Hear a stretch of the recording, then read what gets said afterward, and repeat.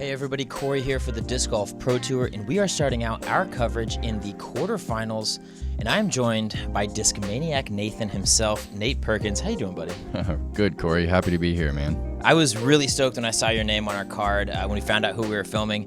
And we've got a great card, and we've got a great first hole. Par 3, 408 feet. What's the play here? Man, this one's probably one of the tougher par 3s on the course. You've got low ceiling, and you've got a little OB to deal with. I think a force over with a stable driver is the play. Yeah, that's definitely in Drew's game. Oh, it does catch that tree. It does kick him long of that OB, though. He's going to be in the bushes, but at least avoids the penalties. That's just unfortunate to hit that one skinny tree in the middle, and that tree's actually OB. It is. It's like dead center in that little pond. It's like Eric had the right line and just hits that same tree. It looked like it dropped straight down into the out of bounds. Yeah, it did. It was just short, though. Thank goodness. It was like inches from that line. JohnE, this shot definitely plays to his strength. He loves throwing those force overs with that stable plastic. That's perfect. I'm really excited to watch the video of JohnE play. Definitely one of the players that commits the most off the tee. Absolutely, yeah, full commit. And here you are. Give him a little kiss off the first tee. Wow. You apologize to the card after that. I like that. It was very respectful. Yeah, well, you throw a shot straight through a tree. You feel bad for your competitors. Eric here, you see his lie just before that out of bounds, throwing, I believe, is a Warden or a Marshall up. And Drew's in a bad spot right here. Yeah, this is not where you want to go. And Drew, admittedly, hadn't actually played the course yet. Is playing it blind. He was talking about that. Yeah, a lot of these guys, just getting off it's the last event of the season, getting home or here from Augusta. They had a few extra days. Imagine they would have got a round in, but Drew, It's tough to find the motivation this late in the year, for sure. Yes. And not good. We're just going to move on, Nate. We're just going to move on. That's all one. Yeah, this late in the year, JohnE from 18 feet. Easy. Yeah, that's a good putt. No, you hit the nail on the head. I mean, we're late. This is, 9 months into the season as Eric taps in his 3 here. Yeah, within the past 2 months, we've played 2 majors, Worlds, and we just got back from... USDGC Hall of Fame, that little strip right there. Those are 2 biggies right there. Yeah, the final NT of the year. People are tired. Yes, myself included, yourself included. Yeah. Oh, thank you, Drew. Yeah, so kind. The vibes out here at this tournament, admittedly, it kind of is like a NFL Pro Bowl situation where it's not 100%. That might be the best way I've heard it described. It's just like a blast. Everybody's having a good time. Yeah. Everybody's seeing their friends. It's kind of the last weekend we get to hang together. You're still competing, and you're still going to see those touchdown passes. Yeah. But it's just not the same as a major or a national tour event. Absolutely. The good and the bad. You get the friendly faces, the good times. Drew giving him his bag to you. I don't think at USDGC maybe he doesn't pick up your bag and hand it to you, but. Right. Hole 2, par 4, is a bit tricky, though, at 604 feet. Really, these 2 Mandos of the palm trees split the fairway or split the hole pretty much in half. Yeah, it's a little over 300 feet to the Mandos. It's a unique hole, having a double Mando like that so late in the fairway. These players are just trying to throw straight toward those Mando trees, and you don't want to bite off too much distance in case you're offline a little bit, and you'll pinch yourself off like Eric just did. Yeah, really that little palm bunch to the right side's the thing to avoid. And I know this disc. What are we working with? That is a Night Strike Color Glow FD. I love it. I know fans of Central Coast have seen James Conrad. We haven't filmed you a ton lately, but James Conrad has been throwing that all over the place, and that thing is just such a good flyer. Yeah, James is a homie, and he really throws it great. Drew burning it into the ground a little bit. And he's going leopard, and he's made the Mando, but it's coming up a little short. I was a little shocked on that one to go fairway from there. He's got plenty of distance with the rock. JohnE just clean and easy up to the basket. I'm curious if he intentionally played himself to that left side just to set himself up with a little bit of a hyzer approach. He's done it perfectly. Oh, the safety blanket, that orange Firebird. I love seeing it come out of the bag. It's been good to me. And Eric's not in a good spot. It looks like he's going to have to pitch up. Yeah, he's going to pitch up to the mouth of the Mando. And that's a pro play, man. I mean, Yeah. you could have done something silly and tried to make the Mando, but realistically, a 3 is just not in the cards from there. Oh, off the flag. Yes, sir.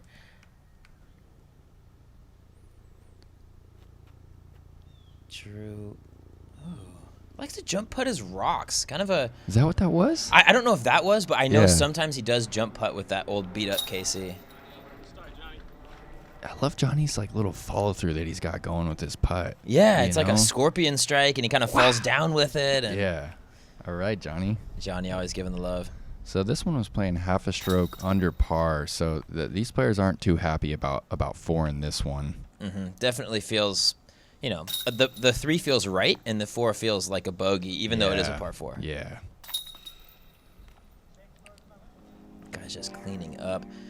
Bit of a unique format, too, should be mentioned. Yeah, we It's definitely- not like a round by round by round where your score builds.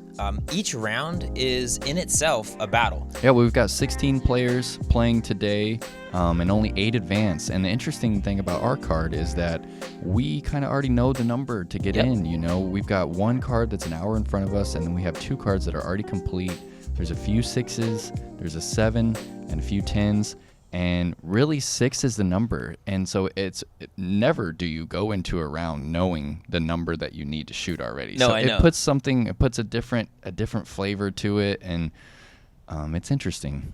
Yeah, I kind of like it. There was, points throughout the round where we're really genuinely talking strategy as you throw this perfectly with that PD2. Yeah, PD2. Nice. First round PD2. I like to play out wide with a distance driver or something that's going to have that heavy left skip. Yeah, this skip is the more common play on this hole. Eric opts for the forehand. It plays. You Yeah, know, it I think circles edge. the righty backhand is probably the way to park it, Yeah. but that plays too. Drew's going for that same. I think that's a Firebird. And just gets that branch at the top of the ceiling. Yeah, he's just not quite firing on all cylinders right now.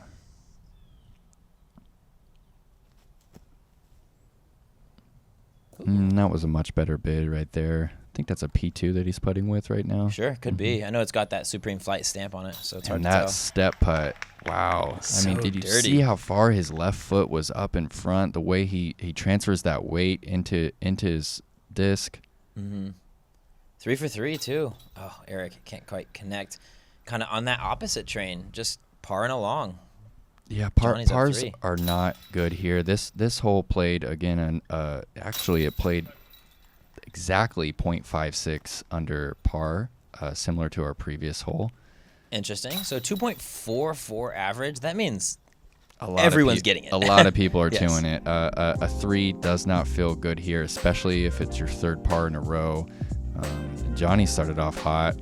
Kind of a hometown love he's got going on too. He's from the Tampa area, only a few hours away, and so he's got a lot of people rooting for him here. Yeah, I think there's just something to be said about JohnE playing these Florida tournaments. It just, regardless of the tier, regardless of the class of the other players, he is out to win always. Yeah, absolutely. Hole 4, 306 feet, vaguely reminiscent of hole 3. Does have that low ceiling to contend with once you get towards the pin, but really just a straight shot rather than that big right to left. Yeah, a lot of skipper. players are throwing a straight mid that glides a little bit. Johnny's throwing a nice soft up Yeah. to 18 feet. As long as you're inside that tree line, that's prime time. This is a good straight mid-range shot from you. Thought I was tracking for the sand at first, Yep. but it's hard to get up on that little bunker. I was gonna say with that low ceiling, it's like surprisingly in there. It's like Eric's run up was just a little too fast. He's a little uncomfortable after those first few pars. I believe that's Drew going AVRX. 1999 Cobra. Now we got Yes. to take a I'm look at so it. Yeah. glad that you said that. I love me some DX Cobras. He threw it well. It was a nice shot. Super slow. You know, he's a power player, but he's got the touch as well. Nice putting up onto that beach sand aesthetic. I love how these kind of built up mounds, and there's a few holes out here that really like bring that beach sand vibe in. It's very Florida. It's a good touch, yeah. Drew finishing up his deuce. JohnE looking to do the same. Yes, sir. 4 for 4. It's Man, good. I thought we were onto something special here for a second. I mean, 4 for 4. Hole 5 is gettable. It's a nice little force-over shot for JohnE. You never know at this point. Eric, 4th par in a row. He's starting to question things right now for sure. Yeah, it's a very unique format where you can get out of it really quickly. Like this isn't like a first round of a tournament or a second round of a tournament where you got just finished strong. 60 holes left. Exactly. Yeah. Like you have 14 holes left at this point, including this one. And you got to get 6 of them. 6 is the number for us now. Exactly. You know, the card in front of us is on the home stretch, and we're starting to see that we need 6 birdies. Yeah, and that can really get on top of you. You know, it can work your mental state where every hole that passes it, you don't get a birdie. It's one less chance to move on, and you know, you can understand how that can affect a mental game. Yeah, absolutely. JohnE playing that force over and just a little low. He had the right angle. I really like this hole.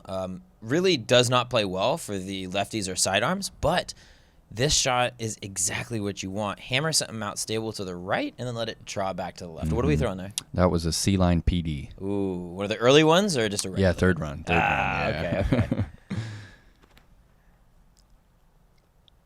Drew, Good trying looking to follow your line. shot from Drew. Just a little too much hyzer on that one. You really got to get it out right.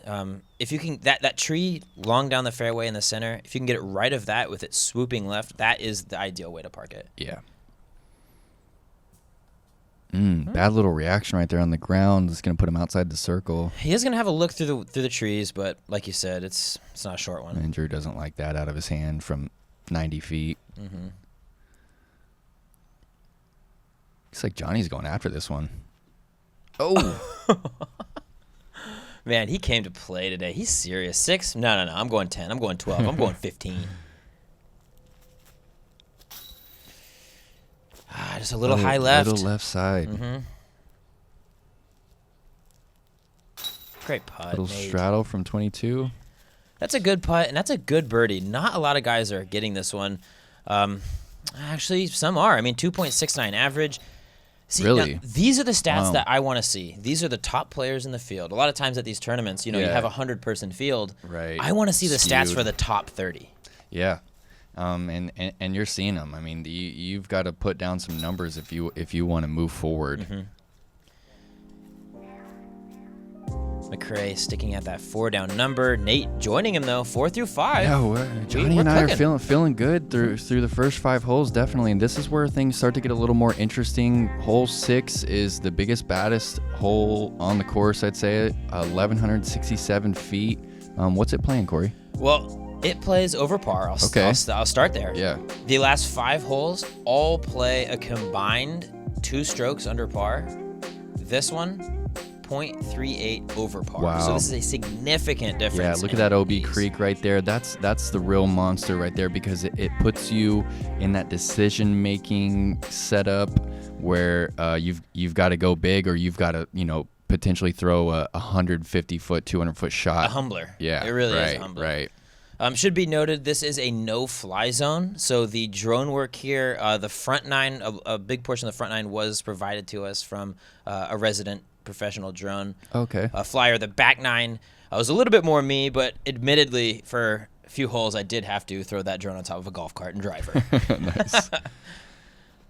So a lot of people, it's either a sidearm chipper or what Drew's throwing, a big Annie with a mid. I know some people, Simon likes to stretch it out with a big stable disc, but you need to get some distance and you need to get around the corner. Yes, I mean, that's step 1 and step 2. The landing zone right on this other side of the trees. I mean, all you guys really finding yourselves in pretty prime position. Yeah, those are 4 good tee shots. So you've got OB. You can see that cart path on the left. It's OB, so that's why you're going to see these players kind of force it over and play the safe side. Was just going to say, a lot of these guys kind of cheating onto that right side. Yeah. Hammering it just a bit too much on that turnover angle.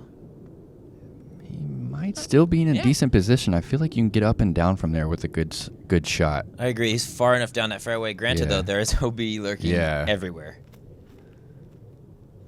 Oh, man, just another 2. Too much angle. Yeah, you see how that OB on the left affects these players, including myself. There's no reason to flirt with that out of bounds.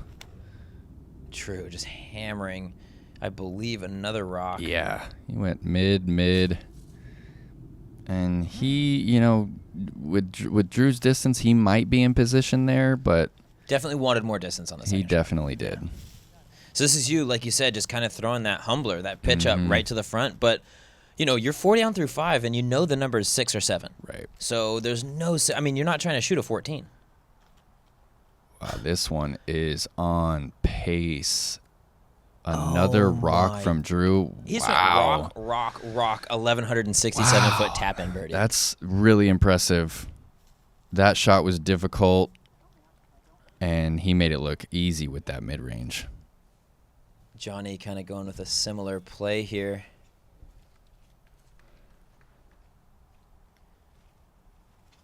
Eric going, I believe, is a sidearm felon? And that's just a little turned over. Yep.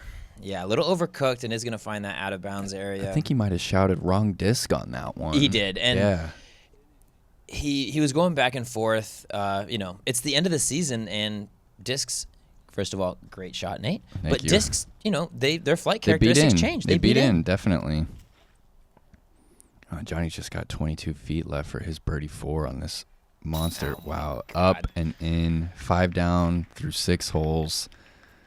The crowd's loving it. Yeah, he's doing work. He's playing great, and he's having a good time out there. I got to give it up to JohnE and Jen. Matching shirts, matching hats, every tournament, and they're just absolute gems of people. I was having a blast with them out there. Jen's a sweetheart. She's been by Johnny's side since I can remember. Yeah, same. Yeah. You tapping in your easy par. Drew with his even easier birdie, which is impressive. Drew's attitude sometimes so funny. He was not happy about tapping in from 6 inches. I mean, he's definitely not out of it. No. He's 1 down through 6 holes, so he can definitely get 5 more birdies. One of the bigger course changes from last year to this year, hole 7, they brought the tee pad back and they extended that pin way deep into these woods, turning it from a 284-foot straight putter shot to a 444-foot. Flip up sidearm, roller, backhand Annie that holds. Really, you're gonna see JohnE try and go for that Annie. Oh, get flat though. And it just needs to get flat, like you're saying. This hole is another one that plays over par. Not surprised. Yeah, it's a really big shot, and the angles, it's just a unique angle. Yeah. This is a hole where you're not going to see a ton of big numbers, but you're also just not going to see very many 2s. Yeah. Drew doesn't like that one. No. A little too high, a little too turned over with the leopard 3. I think I may be wrong. I think he might have been trying the over-the-top route. I think he was. Yeah. Yeah, I think he was. And also, he probably just doesn't even know what he's trying. He's probably just ripping the disc. Exactly. I think it is, especially on holes like this where you can't necessarily see the pin as easy. So we got to see all 3 options that we talked about, actually. Eric's going with the mid-range roller. Ooh. That's a beautiful shot right there. That's one of the better shots that I've seen on the hole. Even getting anywhere close to the circle is an absolute win here. Yeah.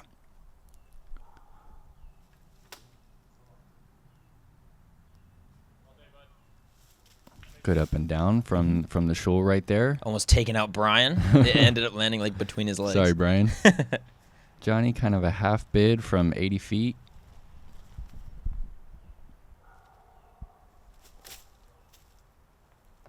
Oh, Drew putting good action on that, but does connect with the tree. Eric's got a tough putt. Oh, man, I remember that one. I thought that was up and in. He put the right angle on it, the right touch. He got a lot of chains. These Prodigy baskets are good, but they don't love putts on the edge. They do not. They left side, right side, they do have a tendency to kick them out. There's you cleaning up your easy par. JohnE here, tapping in his pretty routine par. Not a lot of 2s on this one. It's just difficult to get all the way to the pin. Yeah, you're okay with the 3 on this hole. Yeah, take the par, move on. And there you have it. Yeah, star par frame. Gibson still at that 1 down mark. JohnE and Nate, though, you guys are making moves still. We're definitely rooting for each other too. I know. You It know, was like the low fives, the fist bumps. It's all going down. We want to get in. that's good, and that's just great camaraderie, man. You love to see that. Par 4, 906 feet. It's going to take more than great camaraderie to birdie this one. Hardest It's hole a on the beast. course, I'd say. I play it for a 4 personally. You need a lot of distance off the tee to even have a look. It looks like Johnny's getting all the distance he needs. He's telling it to go. He's telling it to go. He's got a lot of emotion, that guy. He does, and that looked like it skipped into the woods, but there is actually like a little pocket around that corner to where he actually has a pretty nice run up. Drew. Just getting the worst little touch on that pine right there. Sent it on a soft Annie straight OB. That is brutal. He threw that so hard, and to get that reaction is just, it's tough. This is something I did not even consider off the tee, and Me this is someone neither. playing straight up 4-4. Yeah. Eric throwing that high hyzer. That's probably the most common route on the hole. Yeah, take something stable. I believe that was his Melton Enforcer. Just hammer it to the right, draw it back in. This is you playing it, again, playing it safe, playing it for 4. Just get off to that left side. Don't even fiddle with the out of bounds. You've got, what, 225 to the pin maybe? Yeah. And this is just so exciting to watch. See how high he gets that disc? Look at that destroyer high. It looks like it's just turning over a little bit too much. Yeah, that is that Golden Gate destroyer. If you saw Central Coast Beaver State fling footage, he threw one of the most impressive shots I've ever seen with that disc. Yeah, he really rips on that thing, and he got it pin high. I mean, that was all 500 feet for sure. It's like Eric's also playing it for a 4. Yeah, just throwing that honey enforcer off to the left. Oh, so Johnny is actually in a good position. So we're over in this corner. He turns to Jen. He's like, "What's the number? 7? All right, cool. I'm good. There's no reason to be going for this, just to make sure." And then steps up and does that. The trust he had with that thing to carry it out over the out of bounds right there. I mean, you put it on Annie over the out of bounds, knowing it's going to draw back, that's a man who's throwing that disc a time or two. Tells you what kind of player he is. He even talks about, oh, what a bad reaction. That would have been brutal. That would have been horrible. And What are we going, P3X? Yeah, that's P3X. Okay. Yeah. Nice, Cory.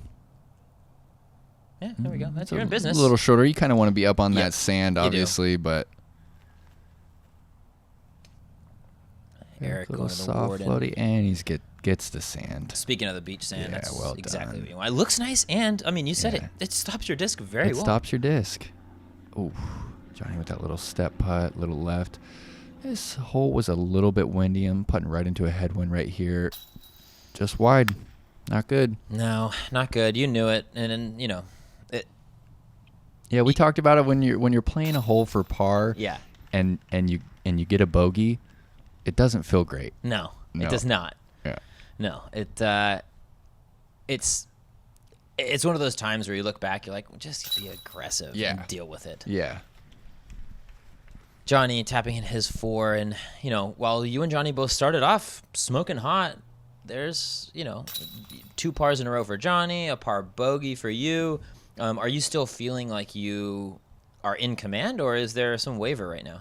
Still feeling good. Okay. Yeah, single bogeys, nothing to worry about. You know, there's plenty of birdies to come. You do start thinking about the numbers, though. You know, I haven't checked scores at this point, but you definitely start to wonder if there's enough left. But three down through 8 holes should be plenty. Absolutely. 1,108 feet, plenty. You need plenty of power on this. Yeah, you got to have 2 400-foot shots to put yourself in a position for birdie. The OB pinches so tight. You're going to see it from this angle right here, Yeah, it down starts by to this close fairway. off. You really, you want to be short of the OB and then throw over it. If you're really fooling at all with that little center strip there, it's a real tight landing zone to be right of the trees and left of the out of bounds. Yeah. Johnny's commitment right there. He's a master of angles, and that's real. I mean, he was out driving me on over half the shots. Oh yeah, and he's 46. 46. Wow. Yeah, it goes to show you though, disc golf isn't all about power. You got to have the understanding of the angles and the speed of your disc and the stability of your disc. So, and Johnny's just a master at it. Yeah, he's just an absolute technician, relative to other people who maybe, like Drew is probably, on that raw power side of things, where it's not necessarily about the little intricacies. He just hammers on it and goes from there. Those are all three good shots. And here is that hammer we're speaking of, that same red one. And it's just got that late flip and drift. He doesn't like it. Okay, at least he's in bounds. The tree saved him there. The tree did save him. JohnE looking to attack. Yeah, look at the way he gets over on it, straight toward the out of bounds, fully knowing that it's going to hyzer back right into the middle. Great shot. That's a great shot. The exact landing zone. I mean, you don't really, like if you were saying, on your second shot, where would you like to be? I think you might walk up and drop it right there. Yeah. And Eric is a little flustered at this point. And, I hate to say it, but that might be it for him. He's already over par, and he just threw that second shot out of bounds. It's a unique feeling to it's not even like, oh, I'll just scrap for cash line. Yeah. It's like, you're out. You're out. You're done. And, these guys do have that guaranteed, watch out. Oh, my Miss Linda. goodness. That was a destroyer to the chest. And that's not a... Oh, man, Eric. So changing the mood now it's all over. And he's seeing red, really. Yes. Now, you'll notice there no out-of-bounds graphic came up there. That is in bounds on the long side. He does not realize this. And he just steps up and throws again. Kind of out of delirium. Really. Yeah, really. That's a great shot, actually. And then right after he finds out that he's in bounds and the card basically implodes with emotion. Yes. And Nate, you just threw that shot, but what we didn't see is the 5 minutes where we're standing there not really knowing what we're doing. Are we throwing we don't a know. shot? Right. Is Eric throwing from over there? Is he back here? Is he inbounds? There was a good 2-3 minutes. It was confusion. It was chaos, really. It was chaos. We just saw a spectator get hit by a disc. Eric goes OB, but doesn't go OB, throws again. And trying to figure out what the ruling is. Is it a practice throw? Is it a rethrow with stroke? Is it, is he just kicked off of the tour now? Who knows? Everything is a possibility. Right. This is him throwing a putt with Drew's putters. Yeah. Things were really strange at this point, guys. Yeah. Drew wants to get one of those jumpers to fall and does. Nice little stabber right there. Great putt. Is that for par? That was second shot out of bounds, third shot up to here. Yeah, 4 with the stroke. Oh, and just like we talked about, they just don't like that right side. Nope. If you hit him even low, high, right side is not friendly. Yeah. Oh, JohnE. Eric up and in for an 8. Ouch, Cory. Yeah. Ouch is the right word. I mean, really the name of the game out here is avoid the big numbers. He's already over par a bit, and he just got one. So the question is, with 9 holes to go, with an entire part of this video, what do you do when it's just going through the motions to end your season? Yeah. There's a mindset there that you can either take it positively or you can maybe take it negatively. Yeah, interesting to see how it does go. Oh, gosh, Eric with the triple bogey. I'm just grateful he made that putt so I didn't have to create a quadruple bogey graphic for that. But like you see, 3 5s and an 8, that is not an easy hole. And that is not an easy 9 holes for JohnE to be 5 down on. Nate, the real interesting part of this next video is going to be, JohnE looks like he's on a roll, but you're going to have some work to do to get to that 6-7 number. Yeah, time's running out. Yep. So be sure to check into our part 2, see if Nate has what it takes to make that run, and see if JohnE can coast himself into that 3rd round position. That's all we got. Catch us next time.